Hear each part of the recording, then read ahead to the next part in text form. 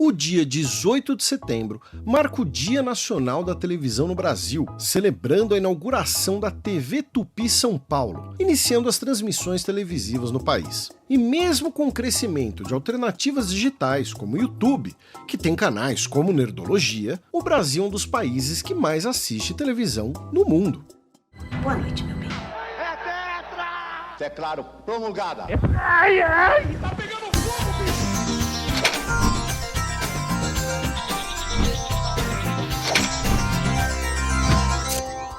Sejam bem-vindos ao Nerdologia de História. Meu nome é Felipe Figueiredo, formado em História, colunista, podcaster, youtuber e professor. E conheça mais sobre a comunicação brasileira nesse Nerdologia sobre a história da criação da televisão no Brasil. Não é exatamente algo simples dizer quem foi o inventor da televisão, com vários pioneiros contribuindo para o desenvolvimento do aparelho. Dentre alguns deles estão o físico russo Boris Rosin e seu assistente, o engenheiro Vladimir Zworykin.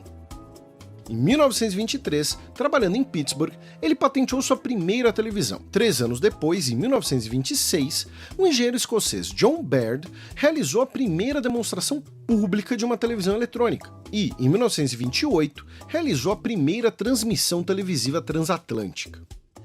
Em 1929, Zworykin fez uma demonstração de sua televisão e foi contratado pela Radio Corporation of America, a RCA, a maior empresa de aparelhos de comunicação dos Estados Unidos naquele período. Em paralelo, um estudante de Utah chamado Philo Farnsworth registrou em 1927 a patente para sua televisão. Ele e a RCA travaram uma longa batalha jurídica, e Farnsworth foi o vencedor em 1934, graças a um professor da escola que manteve os esboços do então adolescente.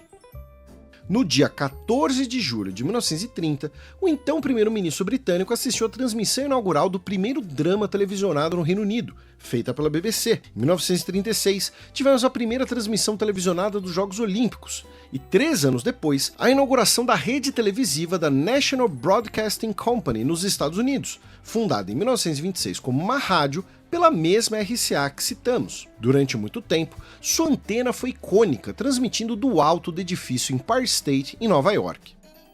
Foi nessa época que tivemos as primeiras transmissões de televisão no Brasil. Em maio de 1939, chegou ao Brasil um diretor dos Correios da Alemanha, enviado para realizar demonstrações de televisão e negociar com o governo da ditadura do Estado Novo Brasileiro a introdução da tecnologia alemã no Brasil, da empresa Telefunken, trazendo todo o equipamento necessário para isso. As demonstrações foram feitas na então capital do Rio de Janeiro e, no dia 2 de junho de 1939, foi feita a primeira exibição de uma televisão no Brasil, exibindo cenas ao vivo e também trechos de filme. A primeira pessoa brasileira a aparecer numa tela de televisão foi Lorival Fontes. Nunca ouviu falar nesse ator? Na verdade, ele era o diretor do Departamento Nacional de Propaganda da ditadura.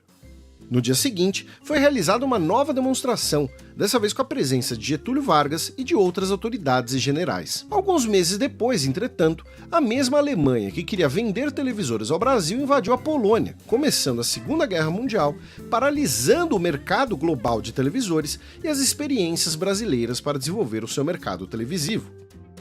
Apenas depois da guerra que o Brasil voltou a debater o tema. O governo de Eurico Gaspar Dutra começou os primeiros estudos para as concessões de operação de televisão e foi iniciada a construção da primeira torre transmissora, que seria no Morro do Pão de Açúcar. Em 28 de setembro de 1948, em Juiz de Fora, ocorreu a primeira transmissão de televisão no Brasil, feita por um técnico em eletrônica chamado Olavo Bastos Freire.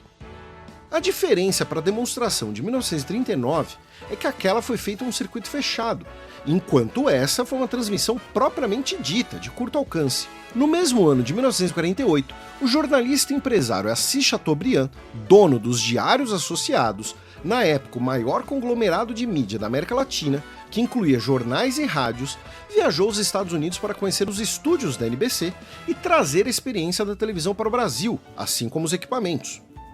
Sua ideia original era transmitir a Copa do Mundo de Futebol de 1950, que seria realizada no país, mas isso não foi possível. Ele optou pelo modelo de transmissão em preto e branco, que era mais barato, mais acessível. Com a ajuda burocrática do governo brasileiro, Assis Chateaubriand comprou os equipamentos e os levou para São Paulo, com até mesmo um desfile pelas ruas da cidade. Foi construído um estúdio no bairro do Sumaré e uma antena no topo do edifício conhecido popularmente como Prédio do Banespa, antigo Banco do Estado de São Paulo. No dia 4 de junho de 1950, foi realizada a primeira transmissão teste, uma apresentação musical de Frei José Mojica. Às 21 horas do dia 18 de setembro de 1950, começou a primeira transmissão comercial de televisão brasileira. Primeiro, apareceu o símbolo da emissora, um pequeno menino indígena que anunciou: "Boa noite, está no ar a televisão do Brasil", na voz da atriz Sônia Maria Dorce, então com 6 anos de idade. Depois começou o programa TV na Taba, um show de variedades apresentado por Homero Silva e que contou com alguns nomes que se tornariam pilares da televisão brasileira, como Hebe Camargo, Inesita Barroso e Lima Duarte.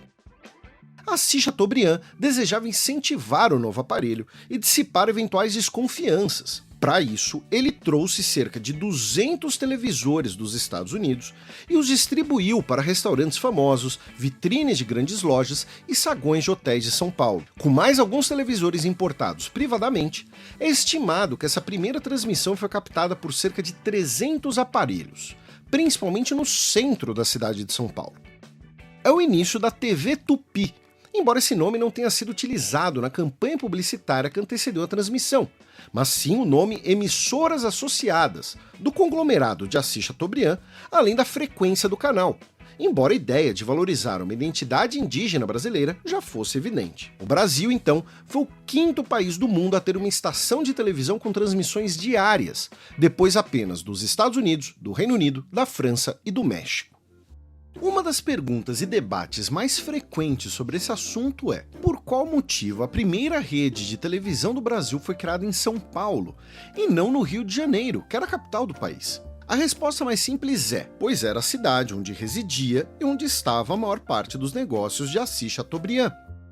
Nascido na Paraíba, ele estudou em Recife, trabalhou no Rio de Janeiro e residia em São Paulo de forma permanente desde 1932. Suas principais empresas estavam em São Paulo e ele possuía uma profunda rede de contatos, sendo até um dos fundadores do Museu de Arte de São Paulo, o MASP. Isso se reflete também no fato de que as primeiras patrocinadoras da TV Tupi terem sido empresas sediadas em São Paulo, que na época era, economicamente, a principal cidade do país. Outros aspectos, entretanto, colaboram para essa explicação. Por exemplo, o fracasso de conseguir fazer a transmissão televisiva da Copa do Mundo de 1950 teria feito à cabeça de Chateaubriand que o Rio de Janeiro demandava uma empreitada mais complexa, inclusive em razão de sua geografia. O lugar ideal para uma antena, segundo estudos da época, seria o Morro do Corcovado, mas a Igreja Católica não autorizou a instalação. Apenas no ano seguinte, com antenas instaladas na Urca, que foi inaugurada a TV Tupi Rio de Janeiro, no dia 20 de janeiro, feriado na cidade. Nesse mesmo ano, foi montado o primeiro televisor no Brasil, pela Sociedade Eletromercantil Paulista, mais conhecida como SEMP. E, mais de 70 anos depois, cá estamos. Inclusive, temos um Nerdologia sobre a história da tecnologia da televisão. Lembro que esse vídeo é um recorte, claro que infelizmente muita coisa interessante ficou de fora e fontes e sugestões estão aqui na descrição. Nos comentários do Nerdologia Criminosos sobre Bernie Madoff e a maior fraude financeira da história, perguntaram se ele seria inspiração para o filme Wall Street, Poder e Cobiça. Não, o filme de 1987 foi feito em uma época em que Bernie ainda tinha uma imagem bastante positiva. Não há uma inspiração direta para os personagens do filme.